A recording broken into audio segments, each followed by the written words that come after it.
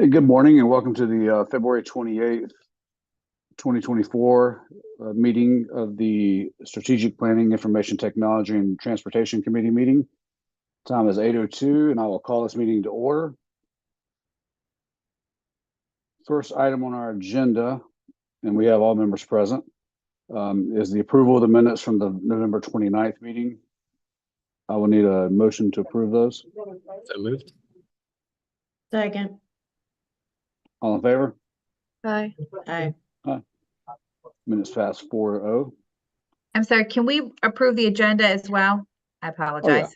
I missed that. All right, first we need approval of the agenda. So moved. Second. All in favor? Aye. Aye. Thank you. No, do I need to redo the minutes? No. Okay. All right, our first item on the agenda is the strategic plan update with Dr. Bashan Harris. Good morning, everybody. Hope everybody's well. The Human Resources team is proud to present a new retention strategy for our current employees. It provides both professional development and training to enhance what they're currently doing, as well as what is also preparing them for future roles within our organization. This is something our organization has asked and our employees have asked for some time, and I'm happy to present it tonight or today. I'm now going to turn it over to Dr. Meggett. She's over our employee relations team. Good morning, Dr. Houlihan, board members, cabinet members. Good to be here today, and I'll get started. I'm going to go ahead and share my screen.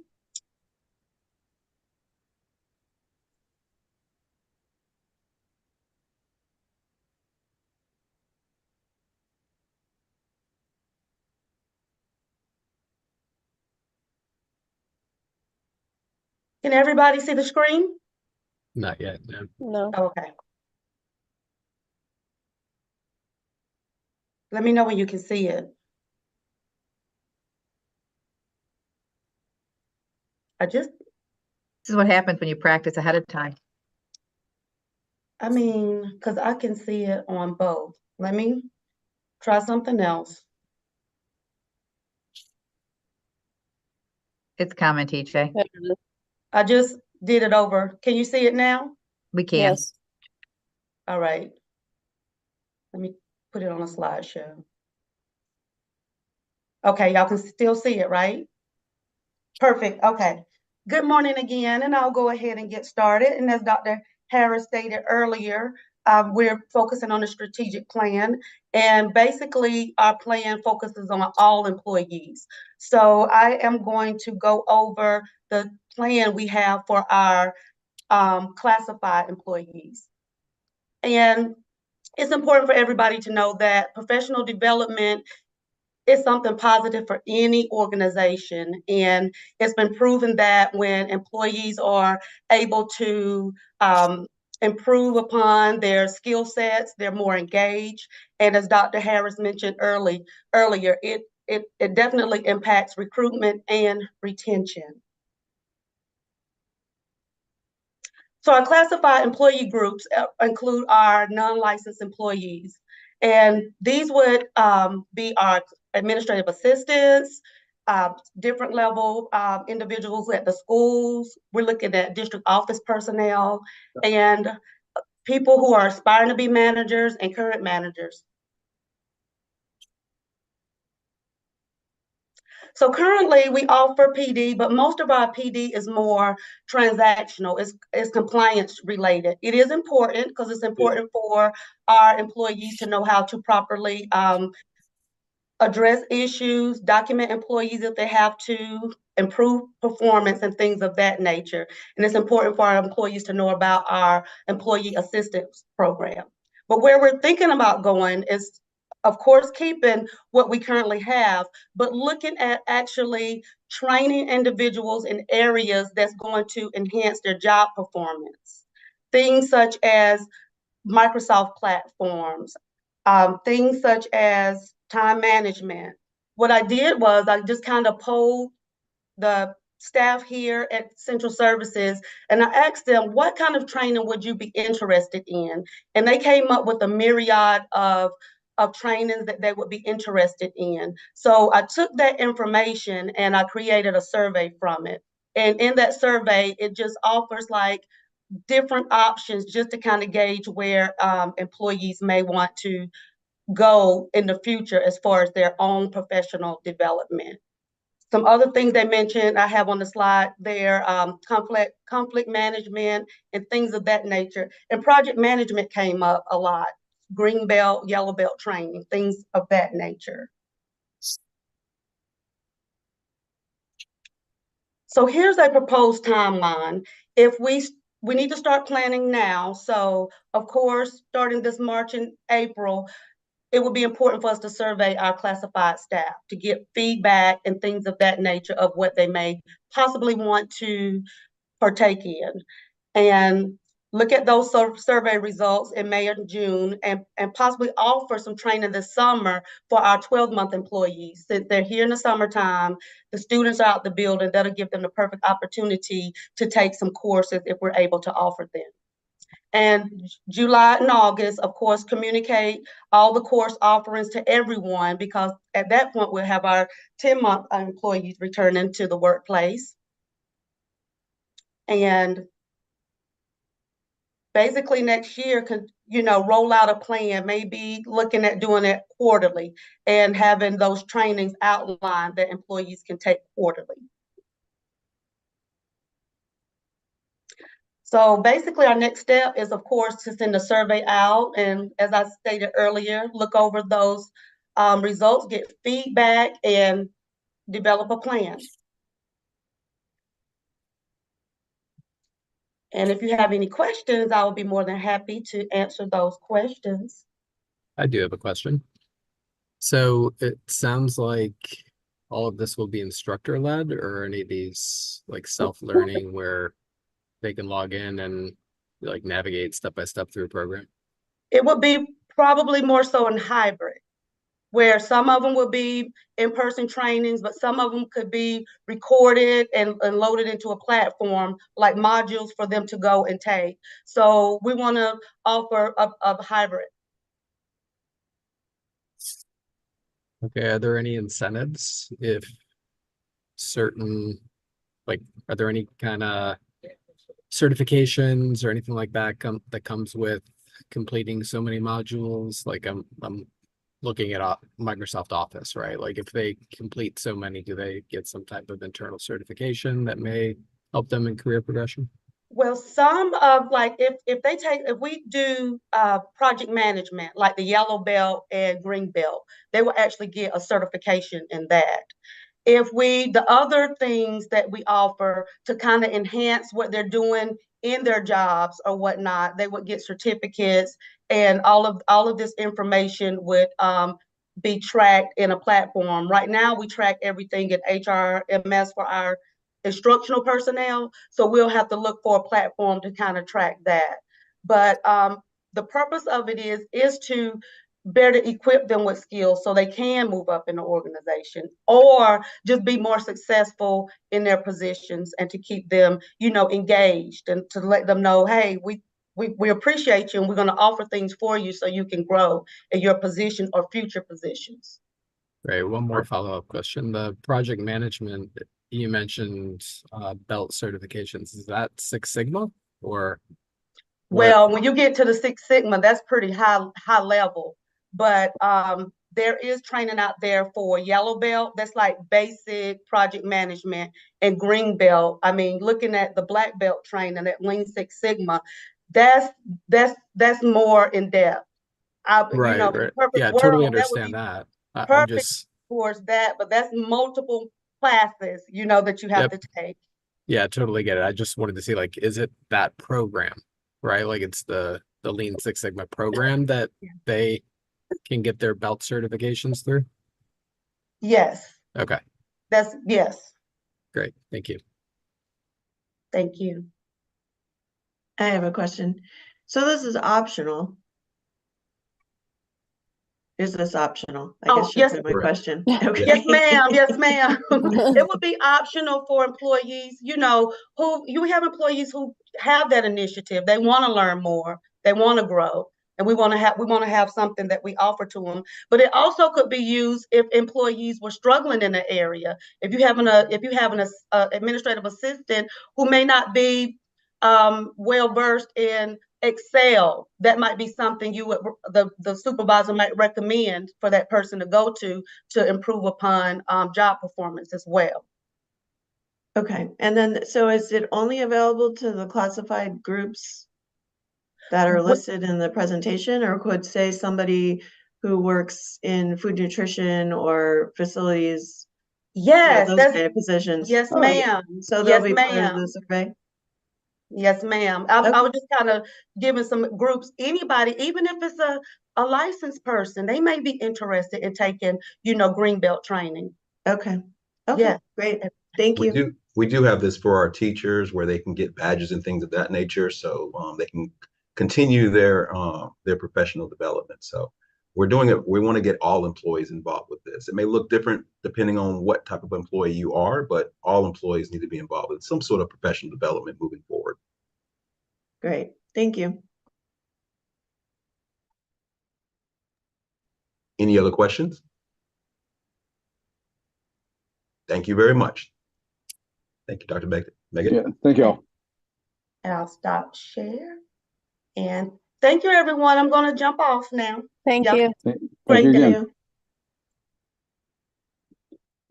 All right, our next item on the agenda is the technology update with Mr. Jay Parker.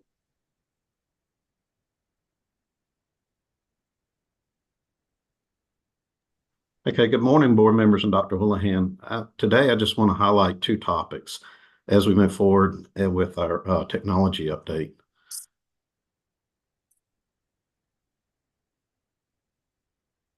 Let's see. There it goes. Okay, the first one is Power School to Infinite Campus.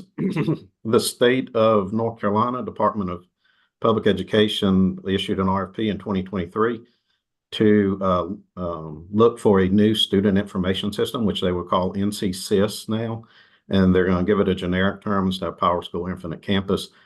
They evaluated all of the requirements around it between the offerings with additional modules, the functionality and the cost, and DPI issued a contract with Infinite Campus, which is 5 years with 2 extendable years on top of that. And beginning July of 24, a lot of districts will move over, but most of these are charters, very few PSUs.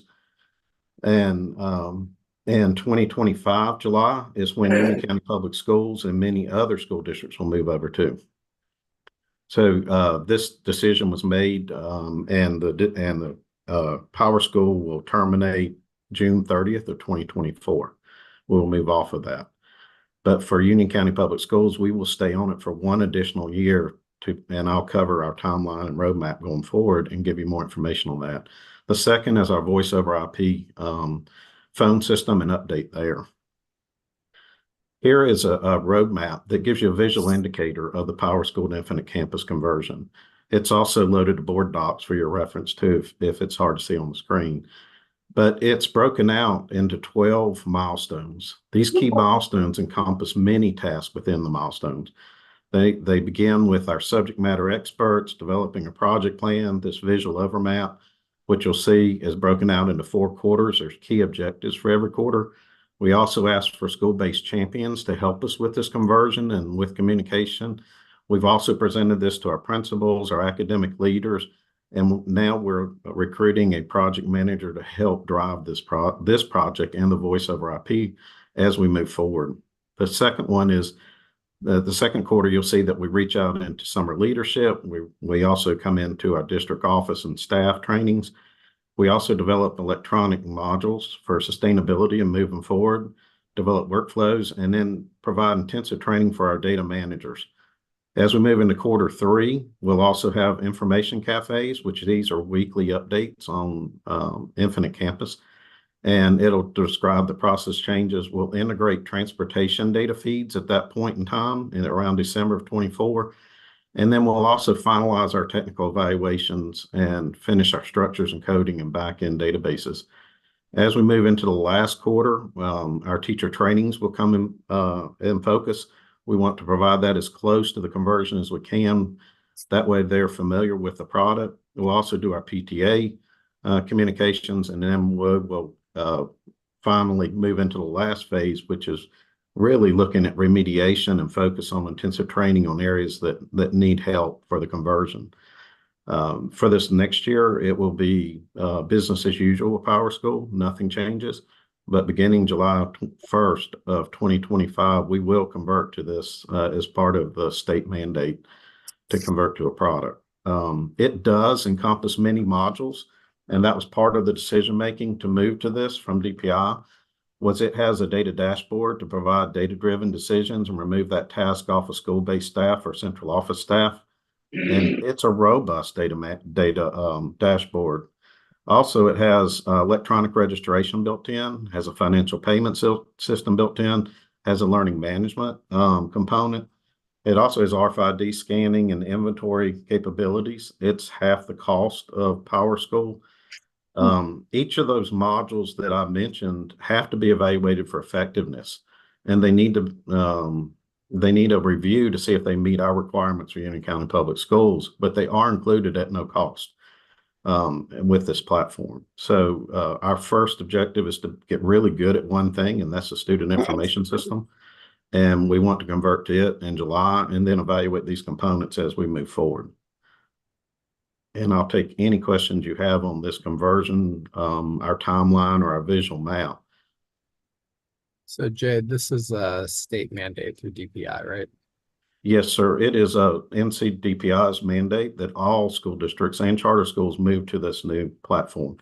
And you have the option of coming in phase 1, which begins July 1st of 24, or phase 2, which is July 1st of 25. And all the Big 12 took the July 1st of 2025. We wanted that additional year to train our staff, slowly convert and do this right. We want to be successful, and under Dr. Julian's leadership, we will be the best district to make this conversion. So are there, I mean, this is a huge undertaking, right? It Oh, sounds like yes, you're gonna have a it lot of is. resources involved across the Yes, sir. whole school district. So like, how are we allocating resources for this? And are we getting any funding, any kind of like capital funding credits or anything from the state? No, so there's not any allocations for these conversions, and being in the state for 27 years, this is my 4th one. So we've been through this before. We understand what it takes to do it, and it will take all of our staff and all of our students and everybody working together to make this a successful conversion. It is a huge undertaking. It's a big milestone. That's why we chose to delay it that 1 year to give us that adequate time for conversion and be successful. You have resources from Infinite Campus assisting? Like, how do we do data migrations and things Yes, like sir. that? Okay. I was one of 7 members on the RFP committee in the state. So we completed a lot of technical research behind it and functionality. And they have a star schema database, and the way it's designed is it's made to grow, and they're housed by Amazon Web Services. So they can expand and encompass the entire state with no problem on scalability. And from our side, we build local data warehouses using SQL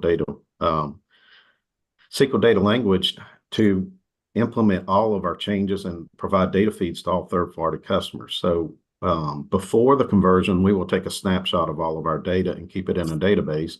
And we'll also keep it afterwards so that we'll also retain that longevity of the information. Yeah.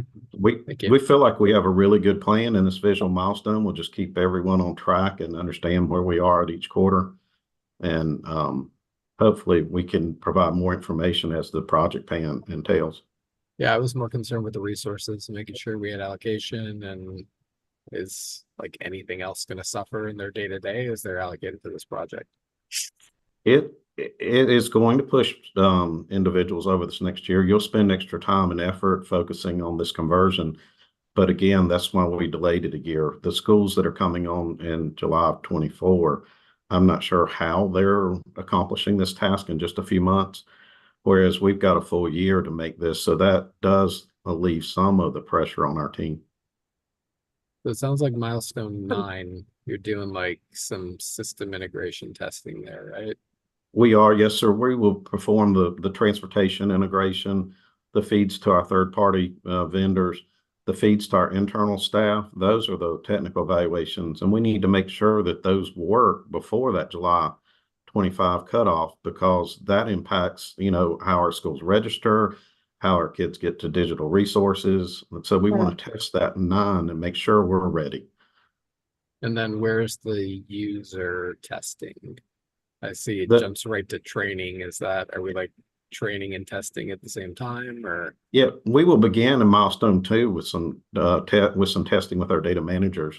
They're the core element in each school that enroll, withdraw, keep the grade books and information printing off report cards. They are our key focus individuals. So we want to start the training early with them and continue that all through the summer with the leadership sessions, and also boot camps falling into the fall of the next year. We want to provide that resource for them also. Okay, thank you. Jay, Sorry, Mr. go President.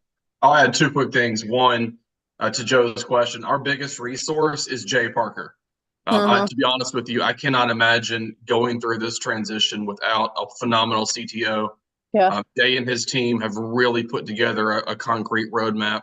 I've done one conversion like this in another district. It can be very painful at times, but under Jay's leadership, I'm 100% confident that this is going to go well. I'm glad we have the extra time as well. The second thing he touched on briefly that I kind of wanted to say, a big part of this as we get to quarter 3 and 4 is going to be the education of our parents, communicating this change to them in multiple languages, in multiple different formats, because you're talking about a systemic change on how parents access their children's grade books, their attendance. You're looking at a new app, like all kinds of different ways that you're functioning and accessing information for your child now. That's all going to change. And we really want to put a strong communication plan on this as we get closer to kind of quarter 3 and especially quarter 4. So just wanted to elaborate on those 2 points. Thank you, Dr. Hulan. Yeah, agreed. Jay, you do a phenomenal job. Yeah. I do have a question. You mentioned July with the student data, the first module, basically. Yeah, Was that so July phase 1 for the 24 or 25? Phase 1 for the state, which is consisting mostly of charter schools and a few local districts, they will come on July 1st of 24. Whereas the Big 12 and most of the state will convert in July 1st of 25. Okay. So kind of like this next upcoming year, we'll kind of have like dual systems kind of in place for Yes, sir. part of The NCDPI will maintain the integrity of the data between the 2 systems as students transfer back and forth. Obviously, there's going to be some transition. They will maintain the integrity. Our job is to get our staff prepared, get our parents informed, and get our students up to date on this change. Yeah. And what were the other modules that are not currently in Power School that are in Infinite Campus? Yeah, we have modules that surround Power School, such as your Blackboard Connect, the one that calls out. Now they have a Campus Connect. That's built in at no charge, but we need to evaluate all of these for effectiveness in our district. And they have a learning management system, which is similar to Canvas. They also have financial modules that allow parents to pay online and automatically transfer into the student information system, which we don't have now. And having a robust data dashboard for Dr. Houlihan, for the board to use, you can get instant data on enrollment. It is very powerful and encompasses all of the student data. And including in that is our electronic registration, which is really key. We use Scribbles now for that. That has a component built into it. There's a lot of integrated components that are within this Infinite Campus that are not in Power School. So in Power School, we had to expend tremendous effort to integrate all of these modules back in. With Infinite Campus, it's already built in, but we need to evaluate it for effectiveness before we move to it. We really want to be good at one thing. Let's get the student information system implemented, get our staff trained, and let's move forward and then start evaluating all these other modules. Okay. And what was the timeline on the actual modules? They'll become effective as soon as we do the conversion in July of 25. They're available, but Okay. we'll convert our student information system first, and then let the business owners evaluate the modules for effectiveness and see if they fit within our district. We're a high performing district under Dr. Houlihan, and we do not want to implement anything that stumbles or creates an impact. So following that, we want to evaluate each of these. Okay. I have a couple questions. Yes, So it sounds like this is going to be an improvement. yes, Which ma'am. milestone do you feel like will be the most challenging? Those last milestones will be challenging to me, the 10, 11, and 12, because you need to get in front of parent and community groups. You need to train our teachers and make sure they're proficient on the grade books. We need to move forward at that point and make sure our communications are out. So Ms. Staubert will become key in that effort, and that those are going to be my most difficult ones are the last ones. The technical evaluations, we have competent staff to handle that without any issues. And I have a couple Power School coordinators now that can assist me as we make this change. But that last step, trying, like Dr. Houlihan said, to inform everybody of this massive change and accessing their data for students and for parents. When will the students be trained? Because you said that was a component. Is that not a milestone because it's when they come back to school, or? It is. We'll highlight some of that in those last 3 milestones. We'll start providing the information to parents and telling students what the links are to get to the portals, because obviously they track their progress in the portal, and we want to make sure they have access to it. But remember, with this new platform, all passwords and usernames will change. It's a whole new environment. It's not Power School anymore. So we need to start our communications with students and with parents and guardians to ensure that they have access to it and they understand it. Okay. And then did you say Scribbles will be integrated into this, or we're switching out of Scribbles? Scribbles is our current electronic registration system. Right. And this one has an electronic registration system built in. We need to evaluate it and see how it works within this platform. And if it's effective, you could have some cost savings there. But we need to look at it first to ensure that it will work and does meet our expectations. Okay. And then since other districts, even though they're smaller, will be starting a year before, are they going to be giving input on like challenges they found, that kind of thing, so that we can kind of good? Yes, ma'am. We will collaborate with that in what we call phase 1 cohort. So we'll collaborate with that group, and I will make sure that we convey that information to our staff. And DPI will be working the entire year to ensure that all of the anything that provides an impediment to this successful transition is removed. So we will make sure that we are on top of it, and that's one of the reasons of waiting that year. Let some of the bugs work out and let us come in with a smooth transition. Well, I'm sure you'll make sure that happens. Thank you. Yes, ma'am.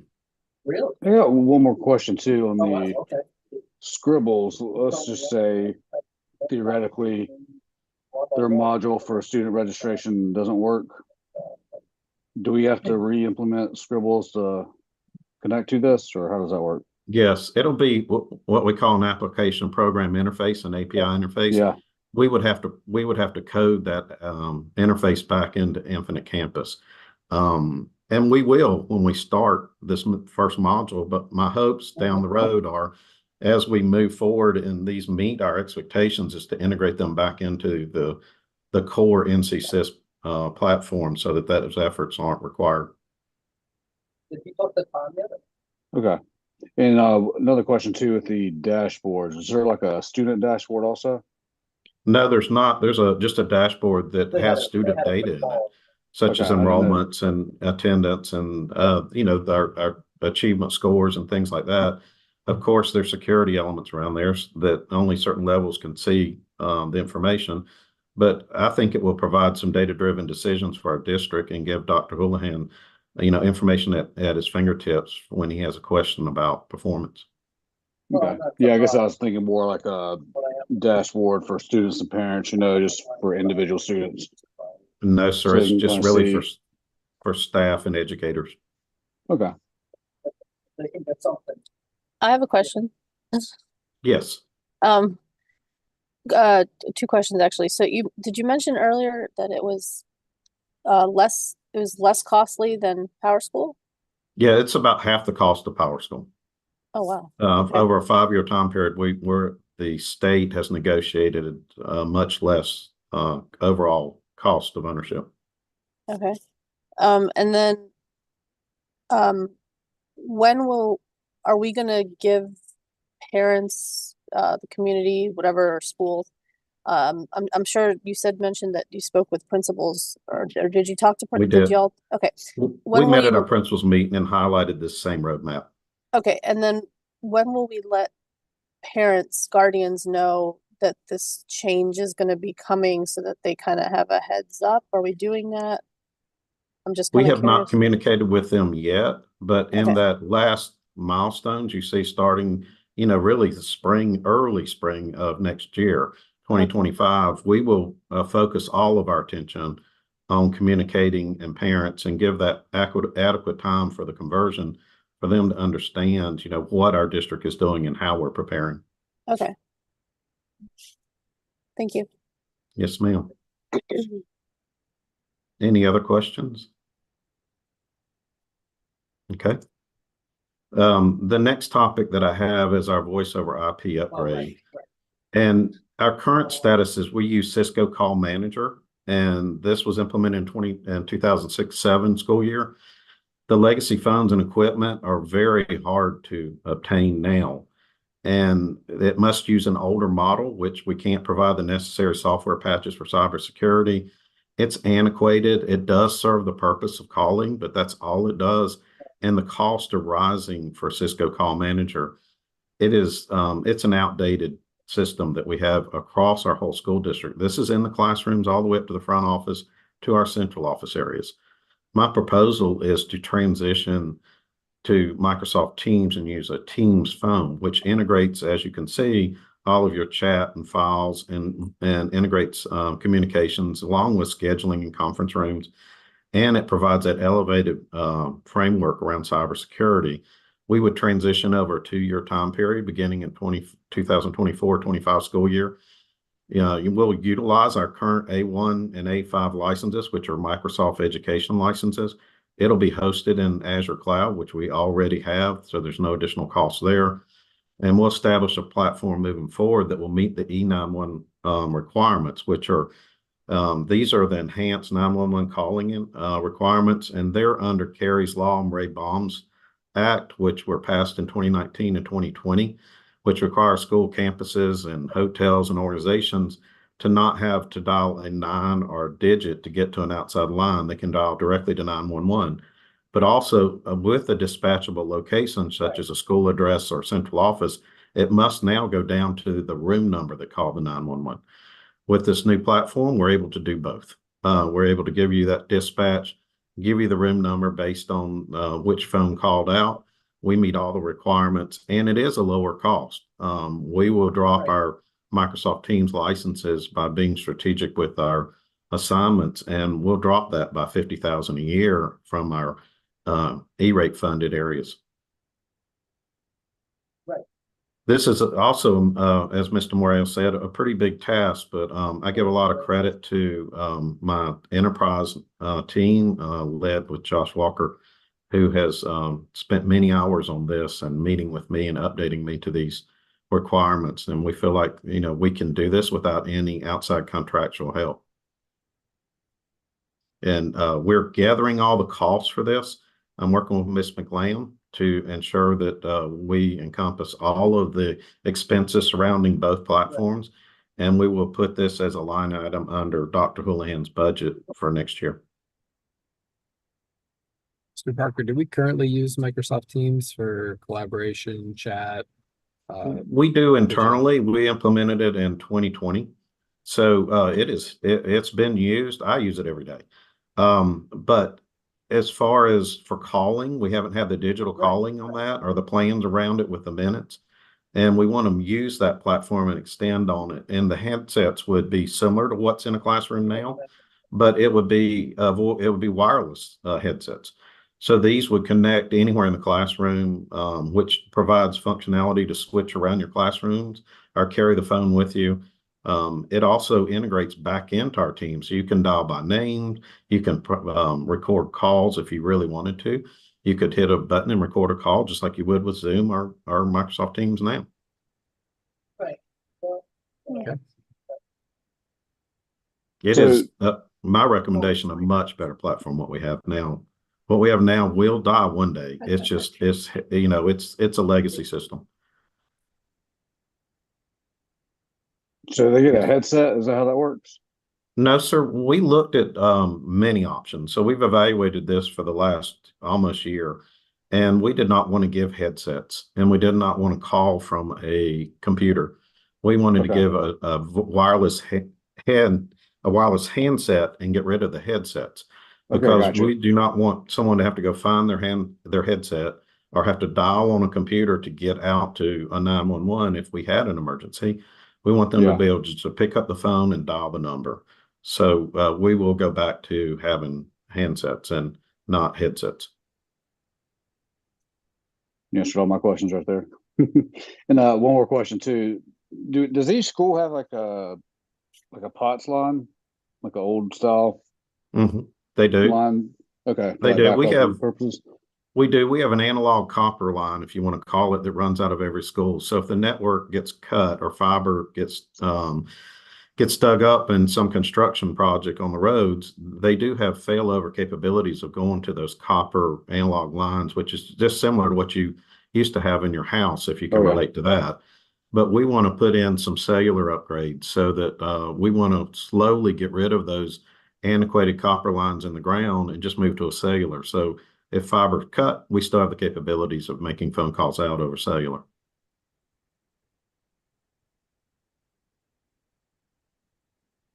I have a question. Yes, ma'am. So it's a 2-year transition, but is the total cost for both years going to be in this upcoming budget? Yes, ma'am. We will. Okay. We'll put that in there. I'm still working with Ms. McLam to encompass all of the costs and come back with a proposal that we think is both cost effective and reasonable. Okay. And then any idea how, like, what your plan is for how many schools you're switching over per year? Like, are you? Yeah, I mean, our plan is to at least hit 25 to 30 schools the first year and then finish off, our balance of 53 the second year and move to our central office areas because they have to be upgraded too, but we're going to hold them to the very end. Okay. And then I guess there'll be training involved. Yes, ma'am. The whatever vendor we pick will provide a knowledge expert to do that transfer for our staff, and we're asking for sustainability with a recording so that our staff can watch it as they get hired in our district. You're able to go access a video module and review the functionality. Okay. Thank you. Yes, ma'am. So Jay, I'm worried about resources. You mentioned this is a big undertaking as well. Do you have like PMs that are leading both of these efforts? That can't all be on you, right? It's not. Dr. Houlihan has worked with me, and we identified as hiring a project manager. They will be heavily laden in technology the first 2 years, but they will also help us going forward with all other projects that we need to do. It could be academic or opening a new school, but these first 2 years, that PM will work directly side by side with me as we make this transition, because whatever we do, we want to be successful and do it right. So that person will be joined at my hip, and we'll make sure that whatever's done, that the least impact on our schools and on our students as we move forward. Right. Thank you. Any other I have questions? one more. So Yes, ma'am. for East and Forest Hills, they'll automatically open with this technology. They will. They're one of our first two. We're converting our technology services division first. We want to test it here and develop our documentation, ensure that we understand it enough to support it. Our first school will be CATA, and then we will move from there to Forest Hills and east so that when they do open up, it will be no more than just picking up their phone and carrying it to the new building. It will automatically connect and work. Okay, thank you. Anything else? Okay. I'll stop my share. Thank you. That's all I have. Unless there's any other questions, thank you for your time today. Yeah. No problem. Thank you. You have a lot on your plate. Yes, sir. I do. Oh. Yes, sir. All right, thank you again. Our closing items is next. Information to be taken to the full board. We have no action items, so I guess if we could provide a copy of these two projects to the board, that would be good. And our next meeting will be March 27th, 2024 at 8 a.m. And unless anybody has anything else, I will entertain a motion to adjourn. So moved. Second. Second. All in favor? Aye. Aye. We are adjourned. Thanks, Thank everyone. you. Have a good Thank day. you all. Thanks, everyone. Have a good Bye. day.